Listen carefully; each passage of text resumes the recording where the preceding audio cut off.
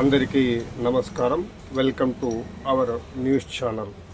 బనగానపల్లిలో ముఖ్యంగా నీటి కుళాయిల సమస్య విషయం, అలాగే పారిశుద్ధ్యం విషయం సమస్యలు వచ్చినప్పుడు వాటిని నేరుగా అధికారుల దృష్టికి తీసుకుపోయినా, లేదు వాట్సాప్ గ్రూపుల్లో బాధితులు పోస్టు చేసినా కూడా వెంటనే సంబంధిత అధికారులు అందుకు సంబంధించి వీలైనంత త్వరగా